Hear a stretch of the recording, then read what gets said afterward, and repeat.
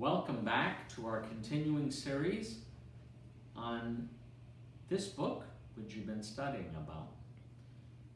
This week's chapter talks about two brothers, one wanting the birthright and the other easily giving it up. But Jacob goes about it in a very suspicious way. He wants the birthright, and Esau is all too willing to give it up. But God has a plan, and oftentimes we don't know what that plan is. But let's get back to Jacob and the way in which he goes about it. He goes about manipulating his brother and trying to steal his blessing from his father and trying to inherit being the younger son. Oftentimes we try and usurp someone's power, someone's inheritance. How do we do that? Oftentimes, maybe it might be at work, when we try to trample on someone else's rights or try to trample on someone else's ideas. And we try to steal that for our own benefit, for our own glory, to look better in front of the boss.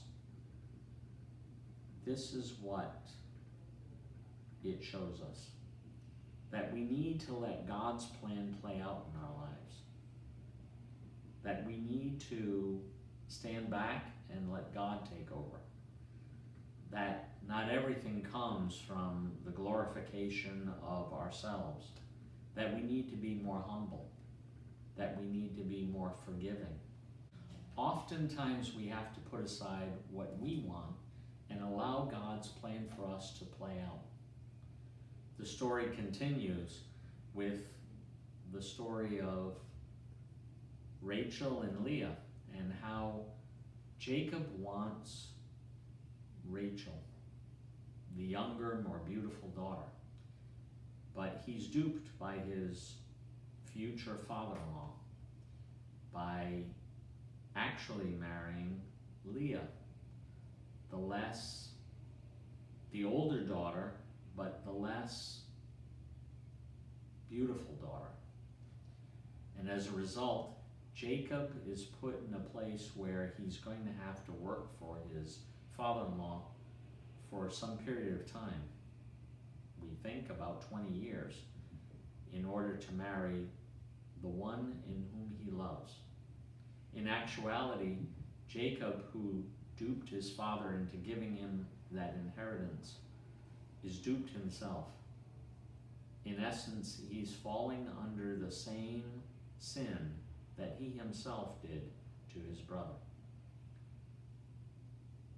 God often works with crooked lines. And God is still at work in Jacob's life. But parts of what we hear about in the book, we don't know because we don't read the full extent of what Scripture tells us. Jacob, though a schemer, wrestles with the angel, and all of a sudden, Jacob's life is turned around. And he sees where God is at work and becomes a noble figure in the Bible. He's portrayed not too well in this book, but in actuality, Jacob gives us hope that despite our sinfulness, despite our shortcomings, God can transform our lives to become examples of God's goodness, God's mercy, and God's forgiveness. In chapter 8, we hear the story of Joseph, which has been portrayed in movies and musicals. Joseph's life teaches us a lot about God's providence. Here's a boy who is portrayed by his father as the favorite, and jealousy ensues. can we see that in our own families when we favor one child over another? And then Joseph is told that he can interpret dreams, and his brothers become jealous as a result, because they're told by Joseph that eventually they will bow down to him. That enrages the brothers. Out of jealousy, they sell him into slavery. Then, through a series of various twists and turns in life, Joseph is turned into the second most powerful person in Egypt. They receive a visit from their brothers who are seeking food and don't realize that their brother is the most second powerful person in that nation. Joseph can easily throw these fellow brothers, these people who imprisoned him and sold him into slavery, into prison, or even have them killed. But instead, Joseph is merciful and shows mercy toward his brothers and gives them what they need. What does that tell us about our own lives and how we need to be forgiving and loving, as difficult as that may be? Joseph also is taunted by Potiphar's wife,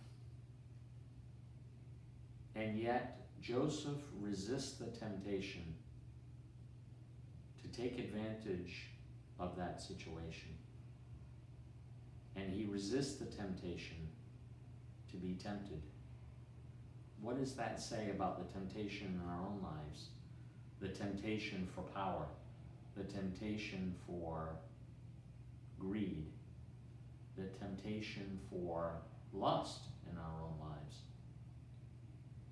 We need to use Joseph as an example in our own lives when we're tempted. That oftentimes things are very attractive to us. That we're going to be tempted by power, that we're going to be tempted by money, that we're going to be tempted by the car people drive, or the home, or the neighborhood in which we live. How are we resisting the temptation? Do we turn to the Lord for help in our hour of need?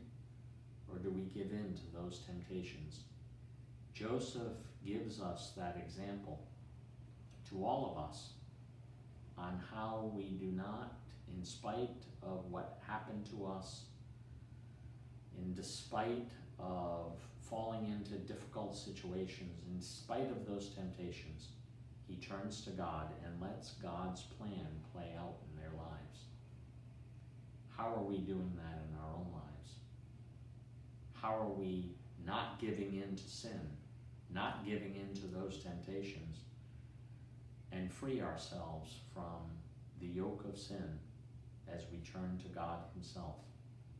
Let Joseph's example be, for all of us, an example on how we need to be steadfast in our character and blameless in God's eyes.